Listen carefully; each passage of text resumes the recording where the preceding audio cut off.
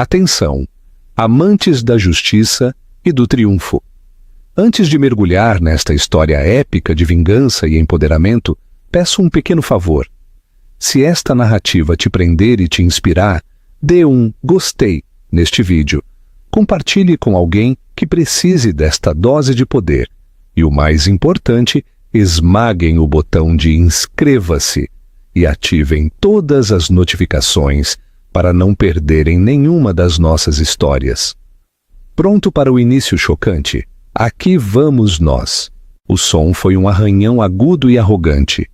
Roberto Matos, sua gravata Hermès de 15.000 réis, perfeitamente ajustada, assinou os papéis do divórcio com um gesto de suficiência.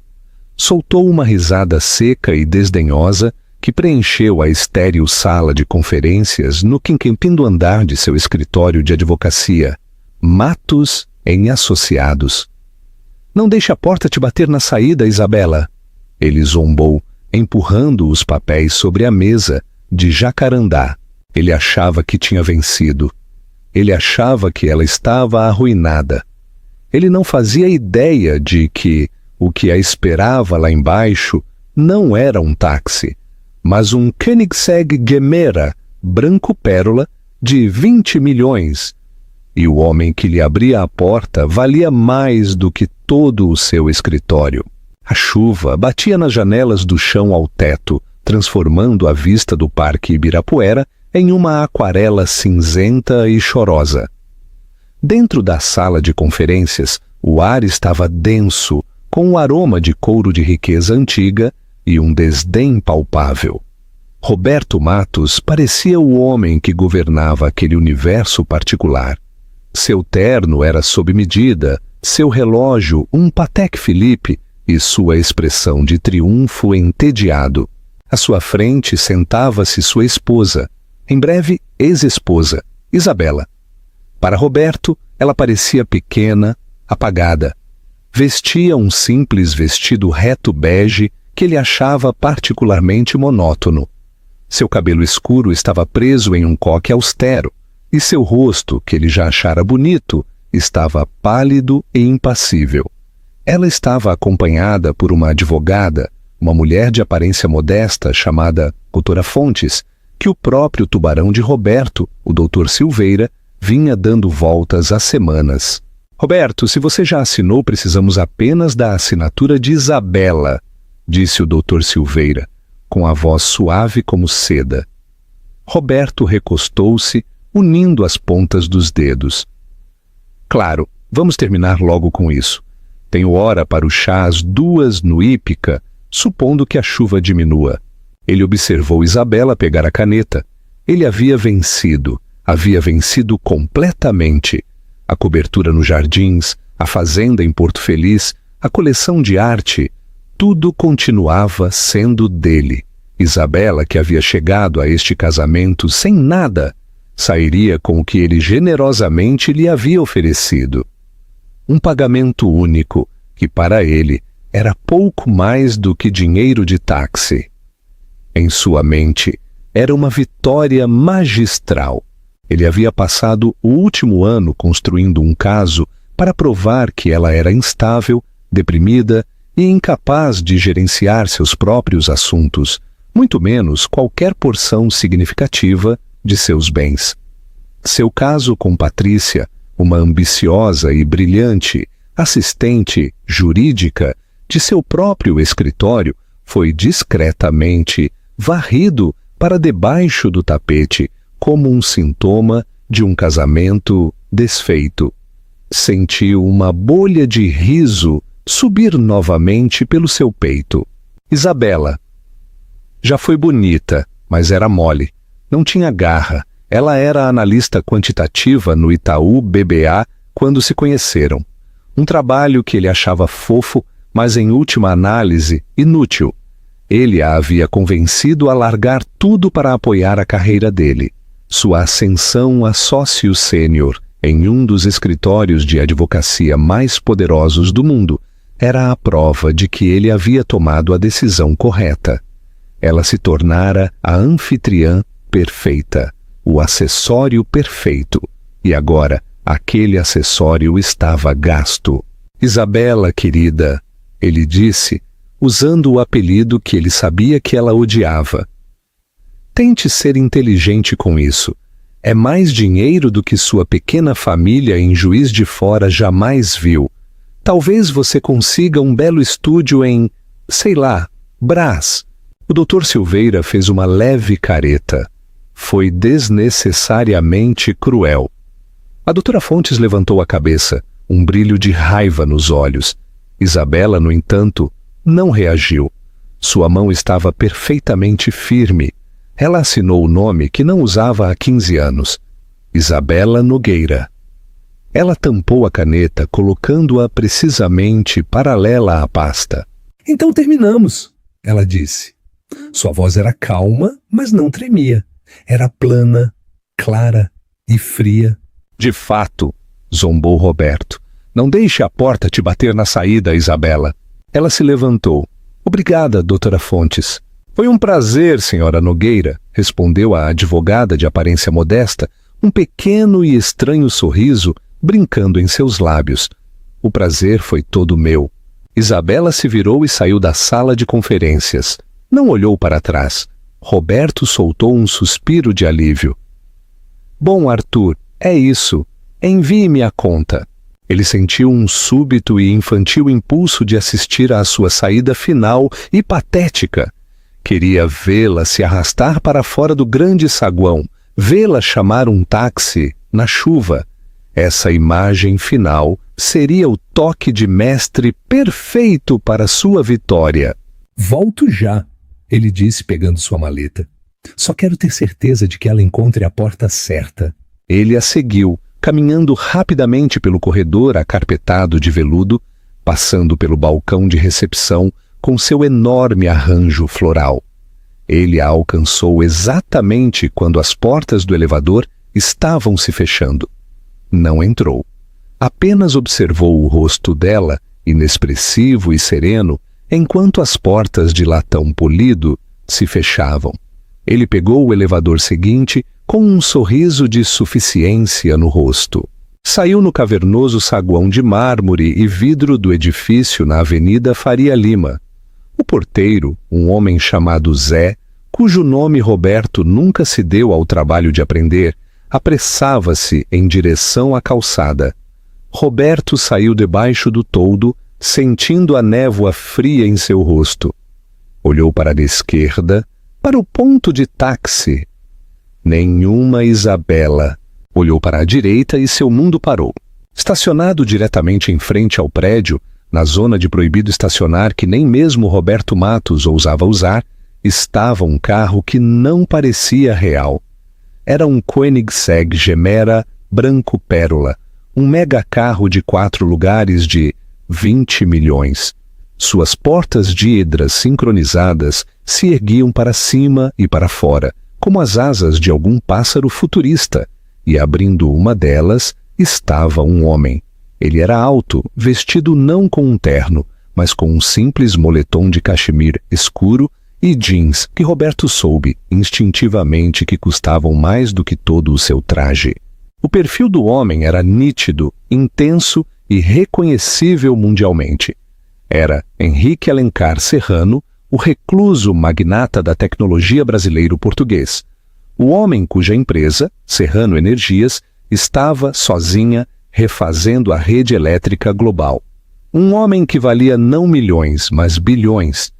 Um homem que, como Roberto soube com um arrepio nauseante, era o maior cliente do Departamento de Fusões e Aquisições da Matos em Associados. Roberto observou, paralisado, Isabela caminhar tranquilamente em direção ao carro. Henrique Serrano sorriu para ela, um sorriso genuíno e caloroso.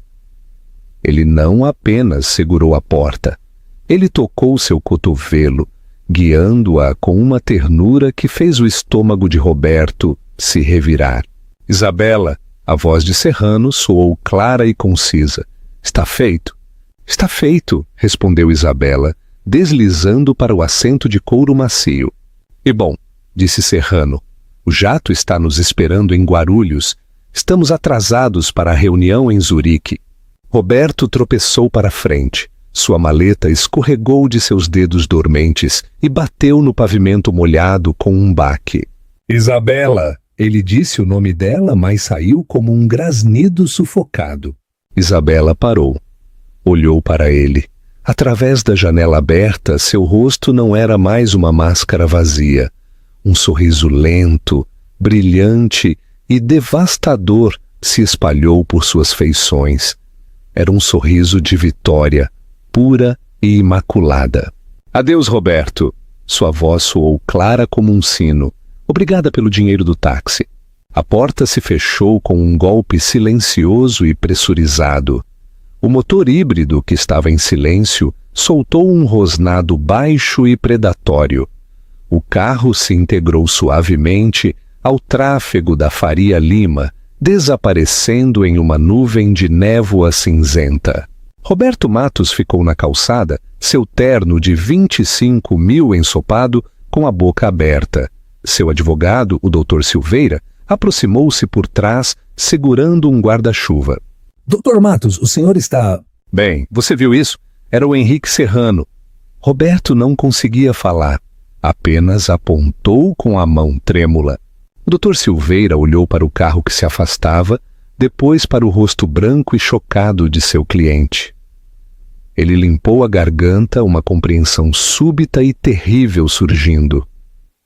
Oh, disse o Dr. Silveira suavemente. Oh, meu Deus! Para entender a profundidade da fuga de Isabela, era preciso entender a construção de sua prisão. Não era feita de barras de ferro, mas de insultos sussurrados, obrigações sociais e isolamento calculado. 15 anos atrás, Isabela Nogueira era um nome sussurrado com uma espécie de admiração nos círculos de analistas do Itaú BBA. Ela era um prodígio quantitativo de Salvador, formada pela USP, com uma mente que via os números não como cifras, mas como uma linguagem. Seus modelos preditivos sobre mercados emergentes estavam se tornando lendários. Ela era calma e tensa e estava na via rápida para uma sociedade. Roberto Matos era um ambicioso e carismático sócio sênior na Matos em Associados, o escritório de advocacia que lidava com as maiores contas do Itaú. Ele anotou em um evento de networking entediante entre firmas. Ela estava em um canto, rabiscando um algoritmo em um guardanapo de coquetel. Ele ficou intrigado com sua beleza, mas foi cativado por seu brilho. Ou assim ele dizia. A verdade, Isabela percebeu mais tarde, era que o brilho dela o ameaçava. O namoro deles foi um turbilhão. Ele era mundano, charmoso e persuasivo. Ele pintou um quadro de uma vida que ela nunca havia imaginado. Isa, você está desperdiçando esse cérebro em derivativos, ele murmurava durante um jantar no Fazano. Vou ser sócio sênior. Preciso de alguém inteligente ao meu lado, não apenas uma esposa, uma parceira. Podemos construir um império. Você não precisará trabalhar, terá uma vida. Ela cedeu. Estava cansada das semanas de trabalho de 100 horas. Estava apaixonada. Ela pediu demissão. Eles se casaram. Os primeiros 5 anos foram um borrão do sucesso dele. Ele se tornou sócio. Eles se mudaram para a cobertura nos Jardins. Compraram a fazenda em Porto Feliz. Isabela, fiel à sua natureza, mergulhou de cabeça neste novo papel. Ela administrou as finanças deles, supervisionou as reformas e aprendeu as complexas e tácitas regras da sociedade da velha riqueza de São Paulo. Mas o parceiro que ele lhe prometeu era uma mentira. Ele não queria uma parceira. Ele queria uma peça de decoração bonita e altamente funcional. A desumanização foi sutil no início. Querida, não vamos entediar nossos convidados com seus pensamentos sobre o mercado de energia, ele dizia em um jantar, interrompendo-a com um sorriso gentil. Por que você não conta a eles sobre as orquídeas em Porto Feliz? Isabela, isso é de Cavalcante, não Portinari. Ele a corrigia em voz alta em uma gala de museu. É tão adorável como você os confunde. Não fique envergonhada. O que você saberia sobre compras alavancadas, meu bem? Ele perguntava quando ela tentava falar sobre o trabalho dele. Apenas certifique-se de que o buffet para a arrecadação de fundos esteja perfeito. Esse é o seu departamento. Ele a cortou sistematicamente de sua antiga vida.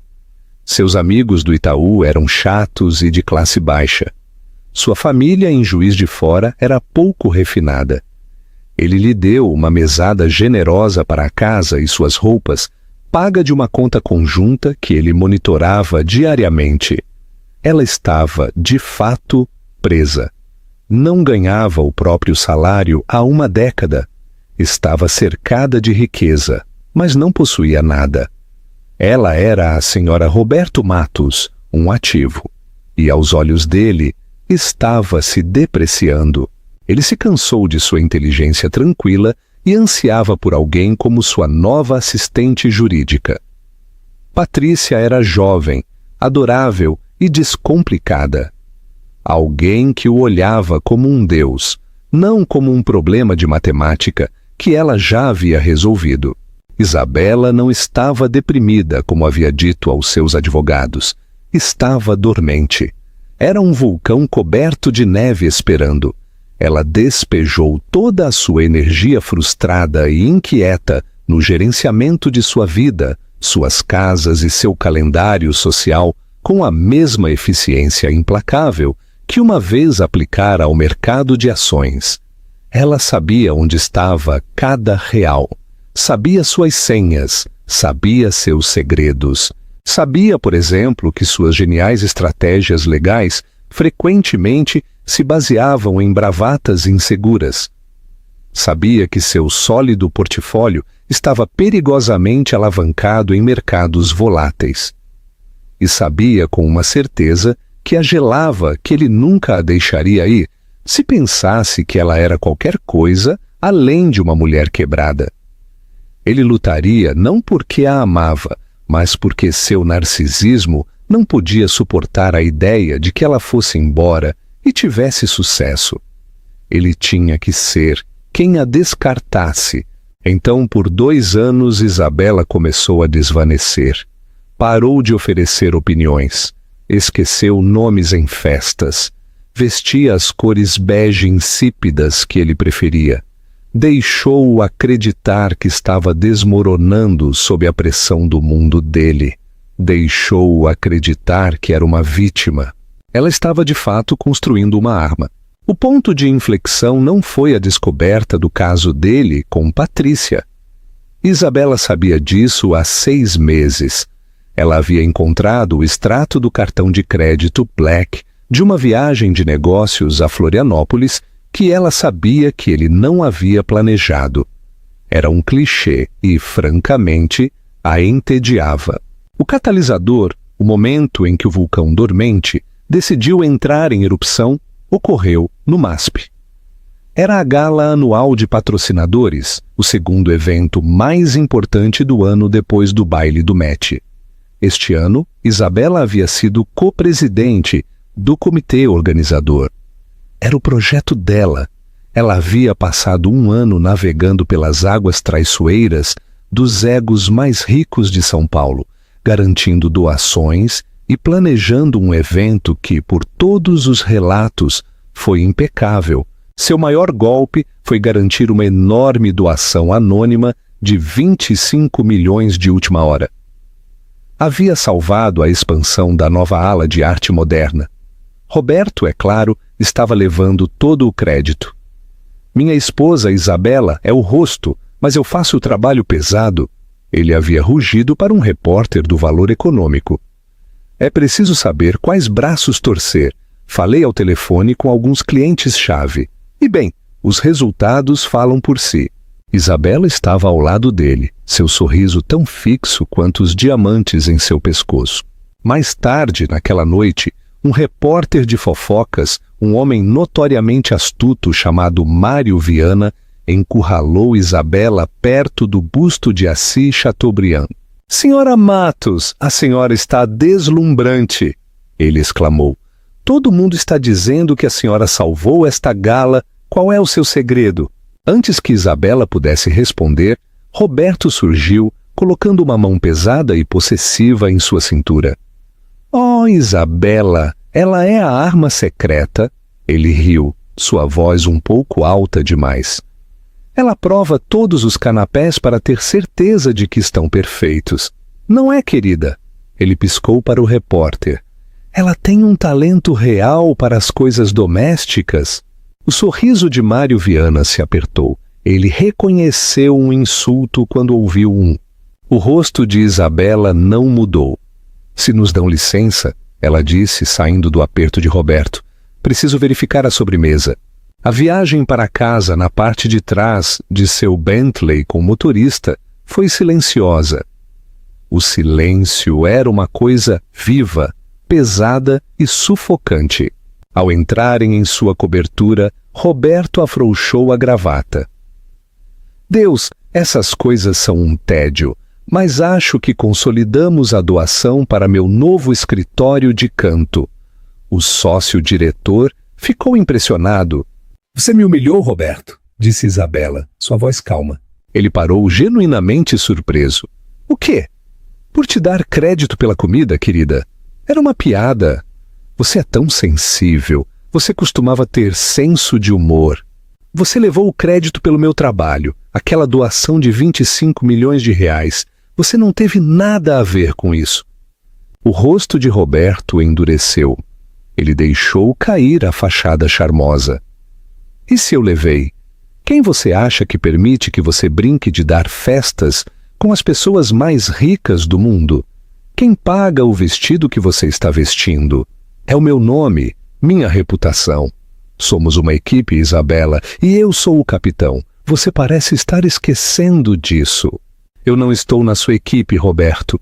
Eu estou na sua folha de pagamento, e você acabou de me lembrar de quão pouco você paga." Ele a encarou, os olhos frios. Isso era novo. Esta não era a mulher quebrada e desvanecida que ele vinha cultivando cuidadosamente. "Qual é o seu problema?" Ele retrucou. "É porque eu tenho passado tempo com a Patrícia?" Ele queria uma reação. Queria lágrimas. Queria que ela implorasse. Isabela simplesmente olhou para ele. "Patrícia é um sintoma, Roberto. Você é a doença." Ele deu um tapa nela. Não foi um tapa forte, mas foi a primeira vez que ele pôs a mão nela. Foi um golpe agudo e cortante que ecoou no vasto e silencioso apartamento. Isabela não vacilou. Apenas levou uma mão à bochecha. Sentiu a ardência, mas por baixo sentiu um frio profundo e esclarecedor. "Obrigada", ela disse. "O quê?" Ele gaguejou atordoado. "Obrigada por facilitar isso." Ela se virou e caminhou em direção ao quarto de hóspedes. Ela trancou a porta. O tapa foi o ponto final de uma frase que ela vinha escrevendo há 2 anos. Roberto, furioso e confuso, foi para o seu escritório. Serviu-se de um Macallan 25. Ele estava furioso. Como ela ousa? Ele precisava colocá-la de volta em seu lugar. Ele se lembrou de algo que Patrícia havia mencionado. Foi para a escrivaninha de Isabela, uma delicada peça antiga que ele havia comprado, onde estava o laptop dela.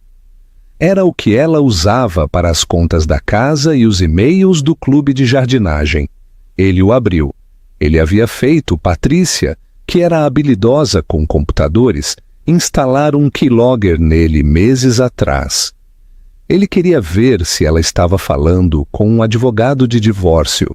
Ele revisou os registros, rolou a tela, passando por e-mails para fornecedores de buffet. Compras online no shopping Cidade Jardim. Planos de assentos para a gala. Então ele parou.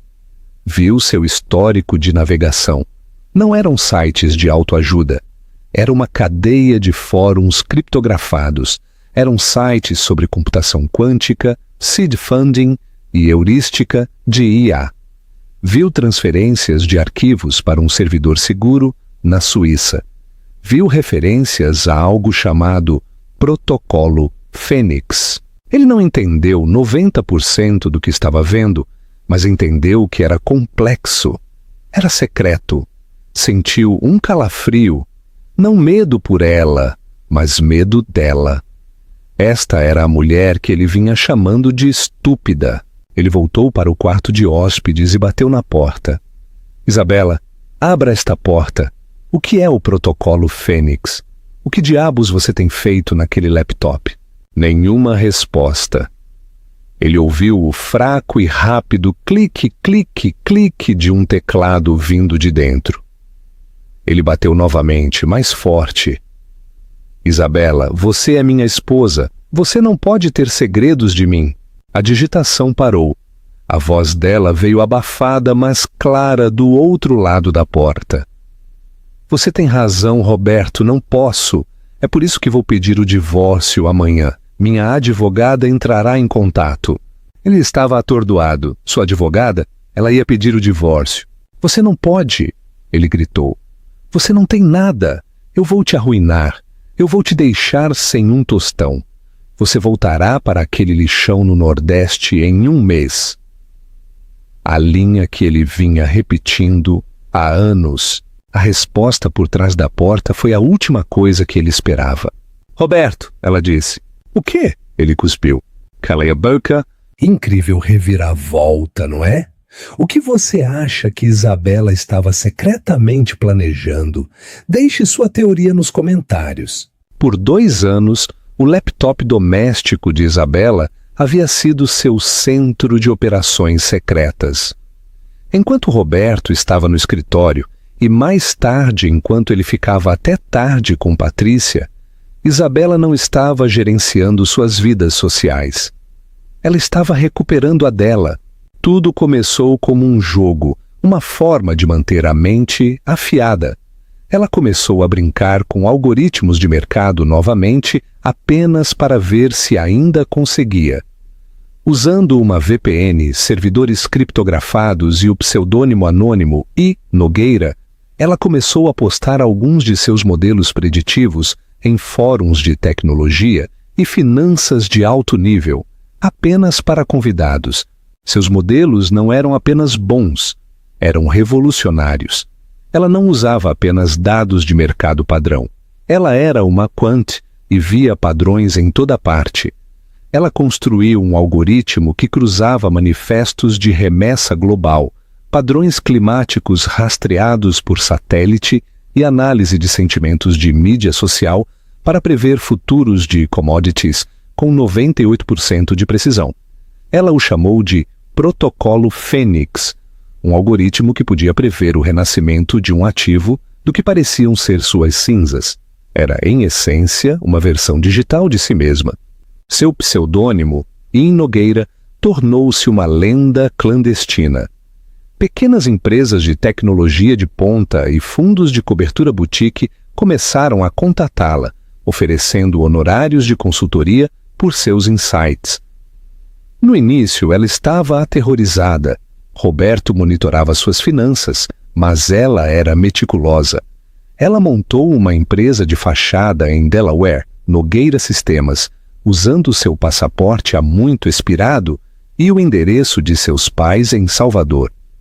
Os pagamentos eram canalizados através de uma conta bancária suíça, a mesma que sua mesada doméstica havia sido usada para abrir, citando umas férias europeias surpresa para Roberto que nunca se concretizaram.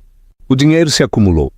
Primeiro milhares, depois centenas de milhares. A doação de 25 milhões de reais para o MASP. Essa foi ela. Ela havia liquidado os lucros de seu primeiro grande teste de algoritmo, uma venda, a descoberto perfeitamente sincronizada, de um conglomerado de grãos de café que ela havia previsto que falharia. E ela doou. Foi um teste. Ela conseguiria movimentar tanto dinheiro sem que Roberto percebesse? Ele não percebeu. Ele simplesmente presumiu que era um de seus clientes e levou o crédito. Esse foi o momento em que ela soube que seu plano funcionaria. Após o tapa, o protocolo Fênix passou de um projeto secreto para uma estratégia de saída. Ela conhecia o manual de Roberto. Ele tentaria pintá-la como instável, vingativa e estúpida. Usaria sua depressão contra ela. Usaria seus advogados de alto poder para enterrá-la em moções e despojá-la do dinheiro que ela não tinha. Então ela o deixou fazer. Ela contratou a doutora Fontes, uma brilhante advogada de um pequeno e modesto escritório. A doutora Fontes não era uma tubarão de divórcios de alto nível. Sua especialidade era direito de propriedade intelectual. Roberto e o Dr. Silveira a viam como uma advogada pro bono insignificante e patética. Nunca se deram ao trabalho de verificar seus antecedentes.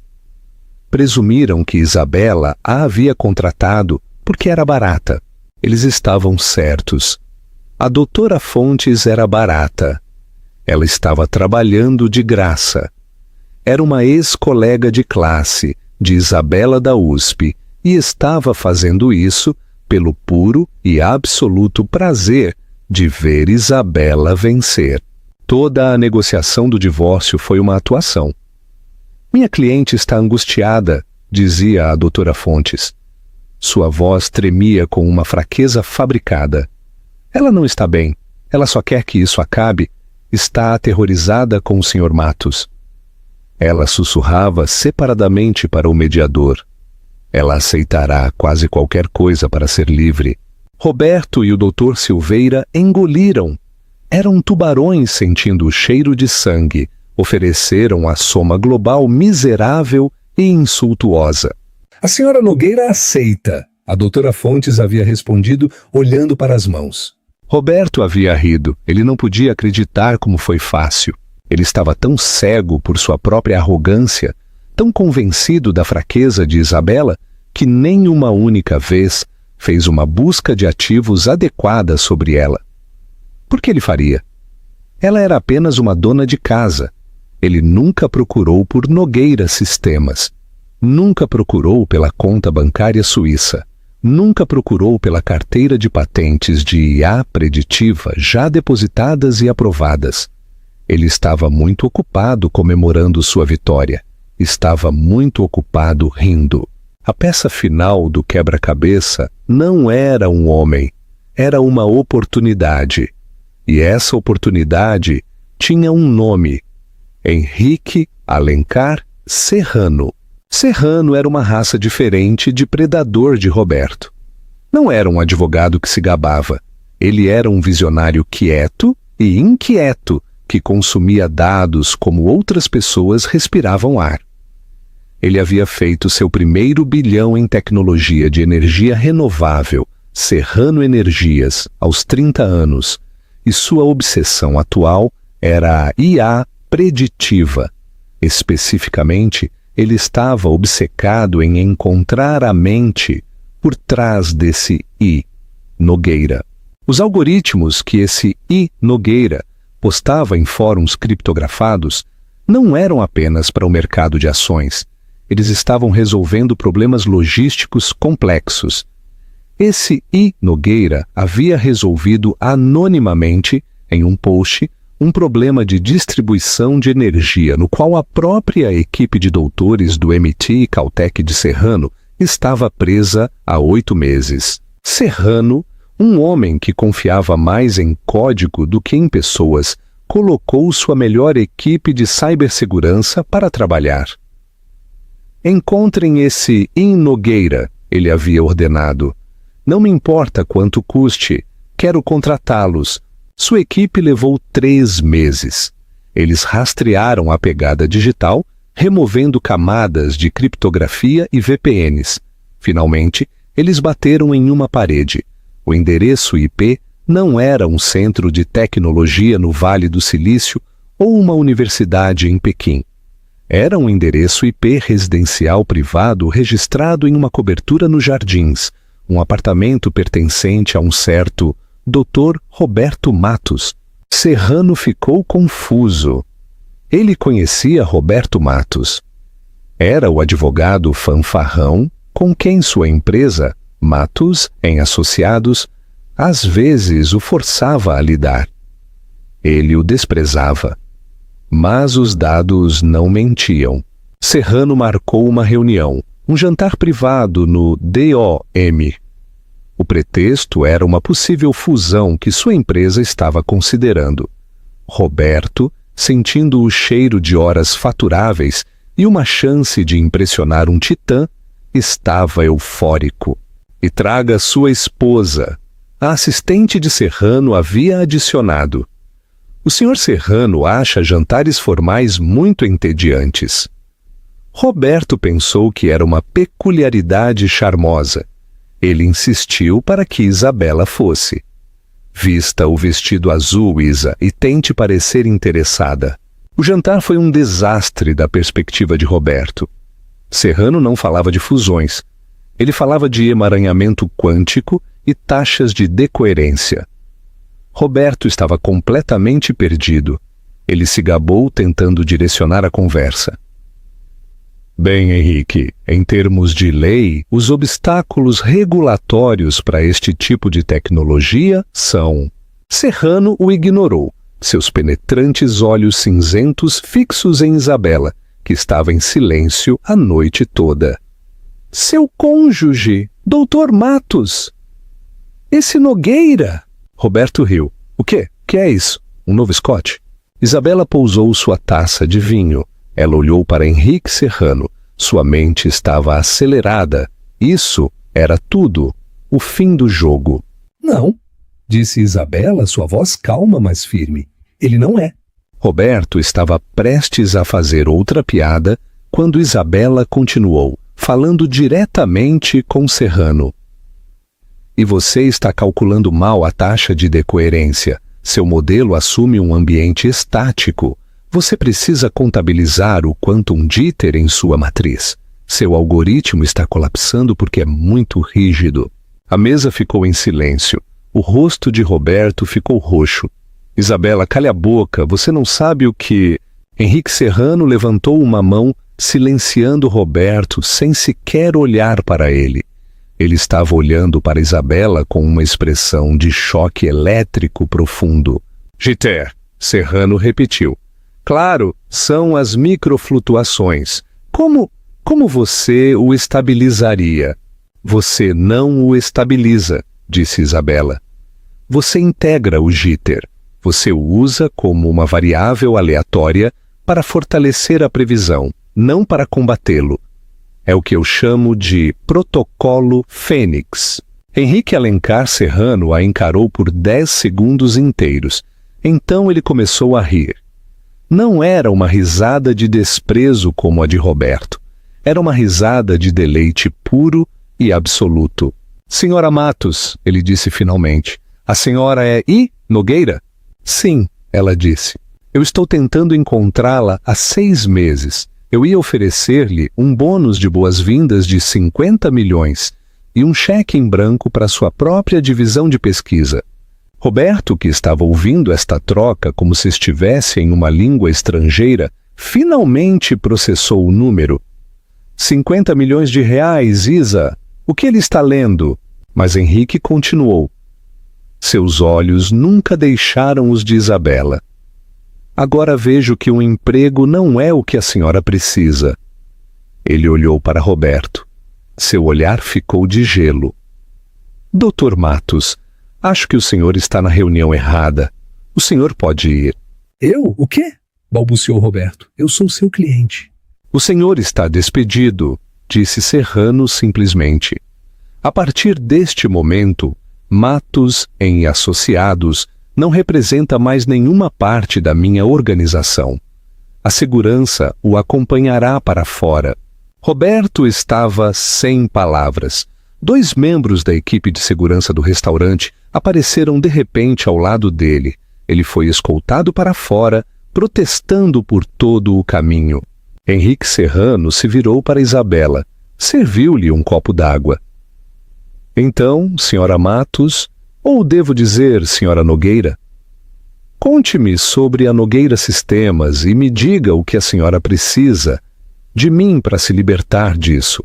Isso foi há 3 meses. Essa foi a noite em que o plano de fuga dela se tornou uma declaração de guerra. Henrique não a salvou. Ele apenas forneceu o veículo de saída. Ela já havia construído o motor. De volta ao presente, Roberto Matos estava parado no pavimento molhado, uma estátua humana de descrença. O nome Serrano ecoou em sua cabeça. Serrano Energias, a baleia do escritório, o cliente que pagava metade dos bônus em seu andar. Ele observou o Koenigsegg se fundir com o tráfego. Viu o Dr. Silveira se aproximar dele com o guarda-chuva na mão. Doutor, o senhor está... Ele me despediu, Roberto sussurrou. No DOM 3 meses atrás, ele me despediu. O que, doutor? Isso é impossível. Ainda estamos lidando com ele. O Dr. Silveira parou. A fusão de Zurique. Oh, meu Deus! Ele não despediu Matos em associados. Ele despediu o senhor. Ele o colocou em uma lista de não contatar. Os sócios, eles têm lidado com a conta sem o senhor. Eles o marginalizaram. A humilhação foi um golpe físico. Os sócios sabiam. Sabiam que ele havia perdido o maior cliente da firma e simplesmente trabalharam em torno dele. Deixaram-no chafurdar em seu pequeno e arrogante drama de divórcio enquanto eles lidavam com o verdadeiro negócio. Ele não era nada. E ela? Roberto sibilou apontando para o carro que havia partido. O que foi aquilo? O Dr. Silveira parecia profundamente desconfortável. Aquela advogada de aparência modesta, a doutora Fontes. Eu fiz uma verificação final dela após a assinatura. Eu deveria ter feito isso antes. Ela não é advogada de divórcio. Ela é a advogada principal de propriedade intelectual da divisão europeia da Serrano Energias. O sangue de Roberto gelou. Ela trabalha para ele? Parece que sim, doutor. E aquele pagamento único, aquele que pensamos ser tão generoso... O Dr. Silveira puxou o telefone. A transferência bancária acaba de ser confirmada. Foi feita de sua conta, conforme estipulado. Bom, rosnou Roberto, ela já está gastando. Não, doutor, foi enviada da sua conta e para uma instituição de caridade. O Abrigo para Mulheres Vítimas de Violência Doméstica de Salvador. A soma total. Ela simplesmente deu de presente. Roberto não entendeu. Mas então ela não tem nada. Por quê? Roberto! A voz foi um latido. Roberto se virou. Saindo do saguão, o rosto como uma máscara de trovão, estava o Dr. Carlos Matos, o sócio fundador, o homem cujo nome estava na porta. Ele estava ladeado por 2 seguranças. Dr. Matos, senhor, eu só estava... Você é um tolo, Roberto, cuspiu o Dr. Carlos. Um tolo cego e arrogante. Senhor, eu não. Acabei de desligar com Henrique Serrano. Ele me ligou pessoalmente, como cortesia, para me informar que a nova CTO dele estava desfrutando de seu primeiro dia de liberdade. CTO. A mente de Roberto estava falhando em ligar os pontos. Chief Technology Officer, diretor de tecnologia principal. Sim, Roberto. E você sabe quem é a nova CTO dele? O rosto de Roberto ficou branco. Ele sabia, apenas não queria acreditar. Isabela Nogueira, disse Dr. Carlos, sua voz pingando desprezo. E a Nogueira Sistemas, a pequena empresa de IA que ela estava administrando do seu quarto de hóspedes por 2 anos, com a qual Serrano acabou de se fundir. Dr. Carlos empurrou um tablet contra o peito de Roberto. Roberto olhou para baixo.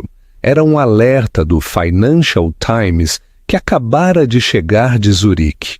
Serrano Energias anuncia fusão estratégica com Nogueira Sistemas para lançar Phoenix AI, uma revolução em modelagem preditiva baseada em quântica.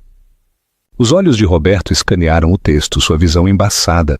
O negócio, disse Dr. Carlos, sua voz baixa e perigosa, está avaliado em 15 bilhões de reais. Roberto deixou o tablet cair. Ele caiu no chão de mármore. Bilhões. Sua esposa. Sua ex-esposa, Roberto, é agora a segunda maior acionista da entidade combinada e a chefe de toda a P&D, Pesquisa e Desenvolvimento. Sua participação pessoal é estimada em pouco menos de 4 bilhões. E você? Você acabou de assinar um decreto de divórcio que renuncia explicitamente a toda e qualquer reivindicação sobre suas posses empresariais passadas, presentes e futuras em troca de um pagamento único. Um pagamento que ela acabou de doar para a caridade. Os joelhos de Roberto vacilaram. Ela usou você, sibilou o Dr. Carlos. Usou todos nós. E ao fazer isso, você fez este escritório parecer um coletivo de idiotas. Você não apenas perdeu sua esposa, Roberto, você perdeu o maior acordo de tecnologia da década, o que ela construiu sob seu teto. Você é o motivo de chacota. Dr. Matos Carlos, Você está fora. Seu acesso foi revogado. Estes senhores o acompanharão até seu escritório para pegar seus pertences pessoais. E apenas eles. Sua sociedade foi dissolvida. Você não pode! Guinchou Roberto, o som agudo e patético. Eu construí isso. Você não construiu nada, Dr. Carlos rugiu, silenciando todo o saguão. Você era um passivo que estávamos gerenciando. Agora você é uma bagunça que temos que limpar. Tirem-no da minha vista. Os seguranças agarraram Roberto por cada braço, enquanto o arrastavam, cambaleando e protestando, para o elevador de serviço. Ele encontrou o olhar do porteiro. Zé.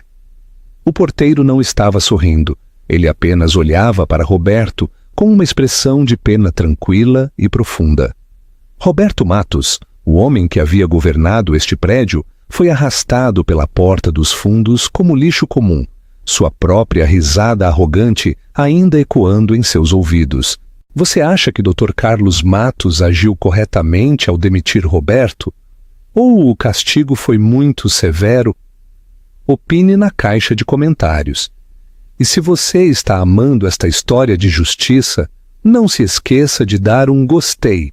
O jato era um Gulfstream G700 e cortava a atmosfera superior a pouco menos da velocidade do som.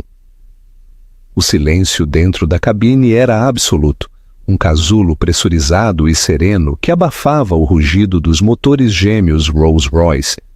Era menos um avião e mais um escritório de alta tecnologia no céu, estofado em couro creme e grafite escovado. Isabela havia se trocado no camarote privado.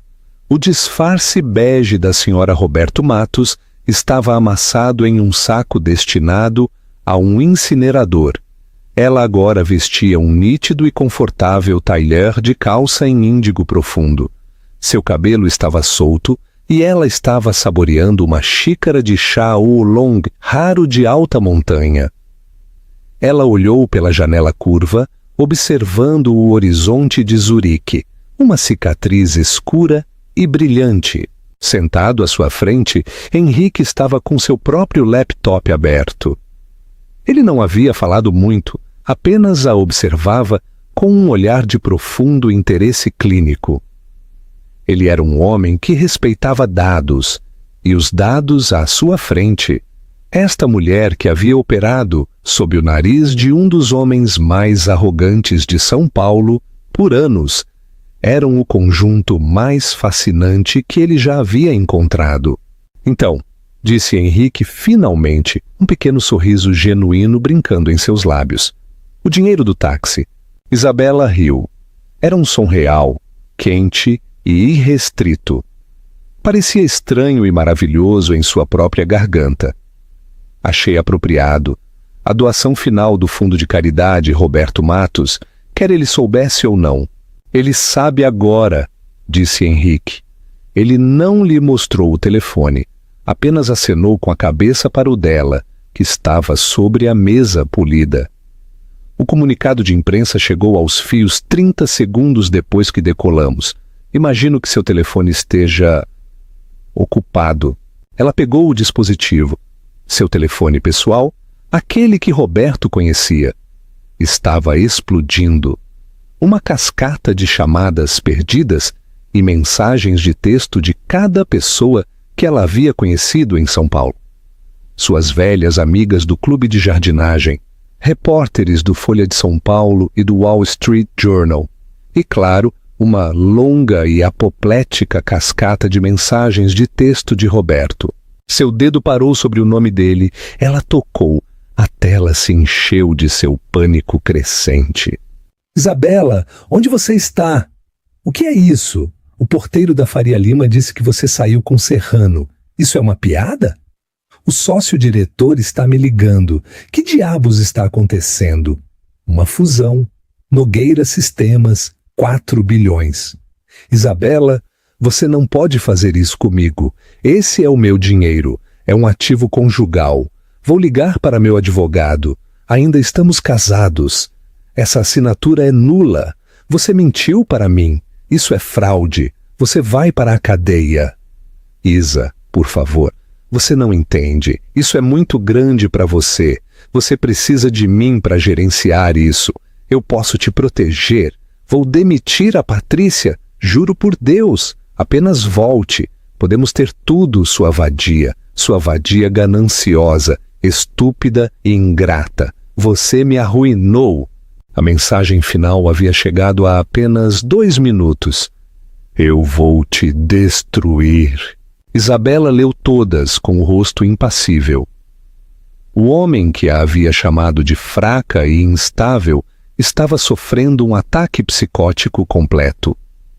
Tudo por meio de mensagens de texto. Ela desligou o telefone e o colocou para baixo. A tela ficou preta. Ele vai lutar, ela disse, sua voz calma. Não era uma pergunta. Ele entrará com uma moção para anular o julgamento com base em fraude. Ele alegará que ocultei ativos. Ele vai, assentiu Henrique tomando um gole de água, e ele perderá espetacularmente. Mas eu ocultei ativos. Isabela afirmou, olhando-o nos olhos. Sim, mas ele assinou. E a doutora Fontes, disse Henrique, seu sorriso retornando. Ela é, como acho que você sabe, uma das mentes jurídicas mais brilhantes da Europa. Enquanto Arthur Silveira estava ocupado redigindo memorandos sobre sua instabilidade emocional e incapacidade de gerenciar finanças, a doutora Fontes estava construindo uma parede de fogo. Ele se inclinou para a frente. Todo o caso de Roberto será baseado na lei do Estado de São Paulo. Ele reivindicará direito a bens conjugais. Mas aqui está o que dê a beleza, Isabela. Que ativos? Nogueira Sistemas, ela começou. Nogueira Sistemas era uma empresa de fachada de Delaware. Sim, mas sua empresa-mãe, a entidade que possui cada uma das patentes do protocolo Fênix, é uma société anônime suíça registrada em Zurique. As patentes em si foram registradas no Escritório Europeu de Patentes, não no INPI. Enquanto você estava deprimida, você também estava, de acordo com os registros do governo suíço, estabelecendo residência principal. O dinheiro de sua mesada doméstica dos últimos 6 meses, a doutora Fontes usou para alugar um apartamento corporativo em Genebra, em seu nome. Suas 2 viagens a spas, na Suíça, você estava se encontrando com banqueiros e advogados. A partir desta manhã, sua residência legal não é São Paulo, é Genebra. Seus ativos baseados no Brasil, no momento da assinatura, eram precisamente 0. Os olhos de Isabela se arregalaram. Ela conhecia o plano, mas ouvi-lo exposto de forma tão limpa e nítida era de tirar o fôlego. Ele não pode reivindicar bens conjugais em um tribunal de São Paulo de uma residente suíça cuja totalidade de seu patrimônio líquido está ligada a uma corporação europeia. Ele não tem jurisdição. Ele não tem nenhuma reivindicação. O acordo que ele assinou, aquele que seu próprio advogado redigiu, renuncia explicitamente a toda e qualquer reivindicação sobre suas posses empresariais passadas, presentes e futuras, em troca daquele pagamento único. Um pagamento que você já doou. Ele está encurralado. Ele tem, como você disse tão perfeitamente, nada. Isabela soltou um suspiro que sentiu que estava aprendendo por 15 anos. Você pensou em tudo. Ela sussurrou. Não, disse Henrique, sua expressão se suavizando, sua voz perdendo seu tom de sala de reuniões. Você o fez.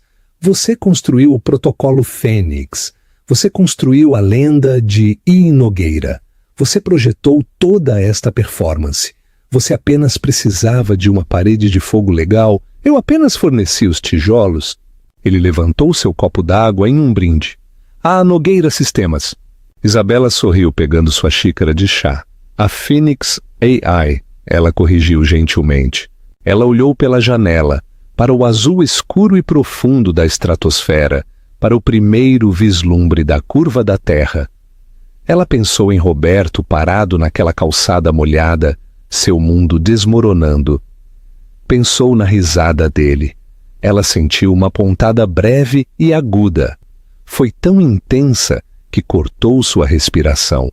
Uma única lágrima quente escapou de seu olho e rolou por sua bochecha. Henrique a viu.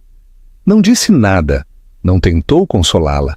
Apenas esperou, dando-lhe o respeito de seu próprio momento. Isabela a limpou, sua mão perfeitamente firme. Não era uma lágrima de pena. Não era arrependimento. Era uma lágrima pelo tempo. 15 anos. 15 anos que ela havia permitido que aquele homem diminuísse sua luz, a convencesse de que seu único valor era como acessório de sua vida. 15 anos escondendo sua mente. A lágrima foi um ponto final, o fim do capítulo. Ela se virou para Henrique, seus olhos claros, brilhantes e totalmente focados. A mente fria e brilhante de I. Nogueira estava no controle total. É só, ela disse, sua voz clara como um sino, que estou muito pronta para começar a trabalhar. Henrique Serrano olhou para sua nova diretora de tecnologia principal, a mente mais brilhante que ele já havia conhecido, e deu-lhe um sorriso verdadeiro e irrestrito. Bem-vinda ao lar, senhora Nogueira. 6 meses depois, o preço da arrogância, o cheiro de cerveja velha e desinfetante industrial pairava espesso no ar. Eram 2 da tarde de uma terça-feira e o Bar do Zé, um bar esportivo sombrio no Sumaré, estava povoado por homens sem outro lugar para estar. Roberto Matos era um deles. Ele era um fantasma do homem que havia assinado aqueles papéis. Seu terno Hermès de 15.000 se foi, substituído por uma jaqueta de loja de departamento amassada por ter dormido com ela. Seu rosto estava inchado, seus olhos injetados. O Patek Philippe se foi, vendido por uma miséria para pagar o primeiro de muitos honorários legais. Ele havia lutado. Ele havia lutado. No momento em que o Financial Times saiu, ele estava ao telefone com Arthur Silveira, gritando, ameaçando, exigindo. Ele havia entrado com a moção para anular o julgamento, citando ocultação fraudulenta e gravemente intencional de bens conjugais. Foi um massacre. A doutora Fontes, não mais modesta, havia comparecido por videoconferência de Zurique. Ela não apenas argumentou, ela o desmantelou sistematicamente. Ela apresentou a residência suíça, as patentes europeias, o acordo assinado redigido por sua equipe, que renunciava explicitamente a toda reivindicação sobre qualquer posse empresarial passada, presente e futura. A juíza, uma mulher experiente do Tribunal de Justiça de São Paulo, não apenas rejeitou sua moção, ela a rejeitou com prejuízo, o que significa que ele nunca poderia reapresentá-la. Em sua decisão, ela chamou sua ação de frívola, vingativa e uma profunda perda de tempo para o tribunal. A humilhação foi total. Matos em Associados o havia inabilitado por negligência grave e violação do dever fiduciário para com a firma. A cobertura havia sumido, apreendida por credores que, descobriu-se, tinham ônus sobre quase tudo que Roberto possuía. Patrícia havia se desvanecido no momento em que o cartão Amex Black foi recusado. Ele era tóxico. Agora ele bebia uma cerveja Shin morna, seus olhos fixos em um velho jogo de futebol em uma das muitas telas. Ele levantou o olhar para o único televisor que não estava passando esportes. Era a CNBC transmitindo ao vivo. O letreiro dizia: "Ao vivo de Davos, o futuro da IA." E lá estava ela. Roberto congelou, seu copo a meio caminho dos lábios. Era Isabela. Mas não era a sua Isabela.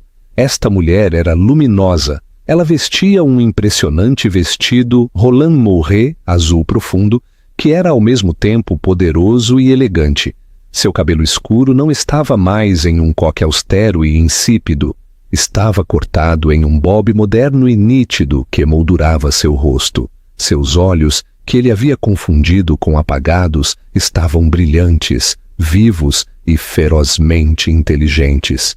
Ela estava em um painel, sentada entre o CEO de uma gigante de tecnologia alemã e um secretário de gabinete da União Europeia. Ela não estava, como Roberto sempre insistia, deixando os homens falarem. Ela estava conduzindo a conversa. O modelo não é apenas preditivo, ela dizia, sua voz nítida e apaixonada, suas mãos se movendo para enfatizar seu ponto. É prescritivo. Qualquer um pode construir um algoritmo para ver um problema. A Phoenix AI antecipa falhas em cascata. Quando a rede elétrica do Rio Grande do Sul esteve a 90 segundos de um colapso multiestadual no mês passado, ela não apenas soou um alarme, ela ativamente desviou 10 gigawatts de energia através de 3 sub-redes seguras separadas. Não é análise, é uma solução. O apresentador, um homem que Roberto reconheceu como uma figura importante da mídia financeira, virou-se para ela, sua expressão de clara admiração. "Senhora Nogueira, a senhora é a história da década. 6 meses atrás ninguém sabia seu nome. Agora a senhora é a arquiteta da nova revolução energética. Qual é o seu segredo?" "Não há segredo," ela disse, sua voz ecoando no bar silencioso e sujo. "Eu simplesmente, finalmente, parei de permitir que outra pessoa escrevesse a minha história. Decidi pegar a caneta eu mesma." A câmera se moveu ligeiramente. Ao lado dela, logo fora do enquadramento principal, estava Henrique Serrano. Ele não estava olhando para a câmera. Não estava olhando para o moderador. Ele estava olhando para Isabela. E em seu rosto, um homem conhecido por sua expressão fria e ilegível, havia um olhar de pura e absoluta admiração. No bar, Roberto encarou a tela. Viu a mulher que havia chamado de fraca, a mulher que havia chamado de instável, a mulher que havia chamado de estúpida, a mulher de quem ele havia rido. Ele não ouvia mais a TV. Tudo o que podia ouvir, ecoando em seu próprio crânio, era a sua própria voz daquela sala de conferências do quinquão do andar. Aquela risada seca, arrogante e desdenhosa. "Não deixe a porta te bater na saída, Isabela." Um som animalesco e sem palavras de raiva, pura e imaculada, rasgou sua garganta. Ele rugiu e atirou seu copo no televisor. O copo se estilhaçou contra a tela, bem no rosto sorridente e triunfante de Isabela. A imagem piscou e escureceu. O bar ficou em silêncio. Todos os olhos se voltaram para ele. O garçom, um homem corpulento com um pescoço grosso, apontou um dedo carnudo. "Fora! Saia! Agora!" Roberto foi agarrado pelo braço e fisicamente empurrado para fora da porta. Ele tropeçou, caindo com força na calçada fria e suja da Avenida Sumaré. Ele ficou sozinho na tarde cinzenta, com nada além do zumbido em seus ouvidos, o cheiro de lixo de um beco próximo e o fantasma de sua própria risada estúpida e arrogante. E assim, Isabela Nogueira provou que a melhor vingança não é apenas viver bem, é prosperar além da imaginação mais selvagem de seu opressor. Roberto Matos pensou que estava fechando um livro, mas apenas a libertou para escrever uma epopeia. Sua história é um poderoso lembrete de que você nunca, jamais, deve subestimar a pessoa sentada tranquilamente ao seu lado. Ela pode não estar apenas em um capítulo diferente. Ela pode estar escrevendo um livro completamente diferente e muito mais brilhante. Chamada a ação e reflexão final. O que você achou do incrível retorno de Isabela? A queda de Roberto foi satisfatória o suficiente? Deixe sua parte favorita nos comentários abaixo. E se você ama histórias de vingança e empoderamento definitivas, certifique-se de apertar aquele botão de gostei. Compartilhe este vídeo com um amigo que precisa ouvir isso e esmaguem o botão de inscreva-se e ativem todas as notificações. Você não vai querer perder uma única história que temos para você.